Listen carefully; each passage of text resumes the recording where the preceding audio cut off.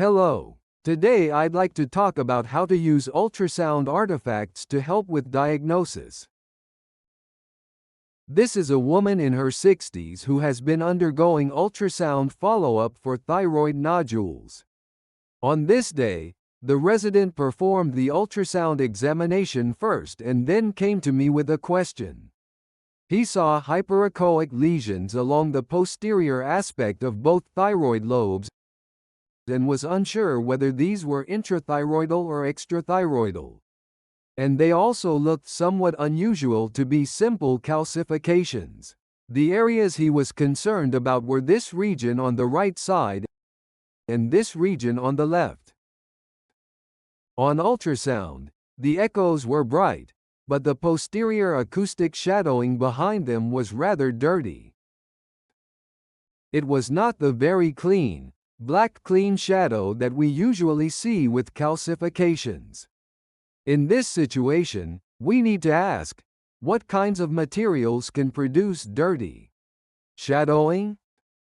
The first thing we can consider is an esophageal diverticulum containing air.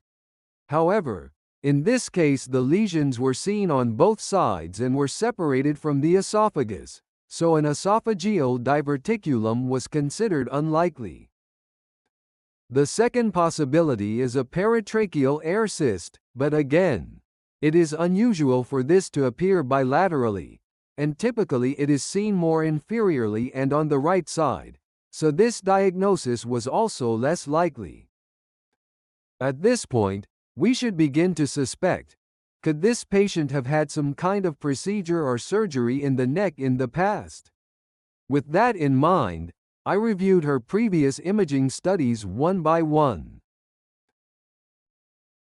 On an external ultrasound performed 3 years earlier, there was no hyocho lesion or posterior shadowing like we see now.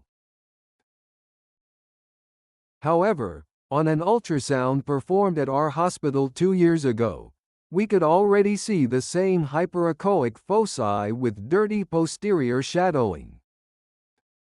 There was no mention of this finding in the report at that time. Most likely, the examiner focused only on the thyroid nodule and did not recognize the abnormal posterior echoes. In fact, even in the current examination, a very inexperienced operator, or someone scanning without paying close attention, might also have looked only at the thyroid nodule and simply missed these findings. After reviewing the prior images, I formed the hypothesis that the patient might have undergone neck surgery during these 3 years. On more detailed history taking, I learned that she had indeed undergone cervical spine surgery 2 years earlier.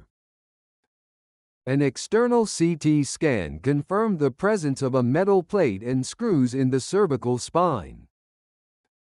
Therefore, I concluded that the hyperechoic lesions with dirty shadowing, seen posterior to the thyroid on ultrasound, were artifacts caused by the metallic hardware from the cervical spine surgery.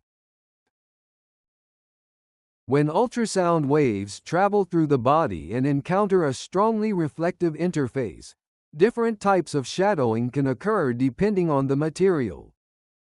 In the case of bone or calcification, most of the ultrasound is reflected, and very little reaches the tissue behind it.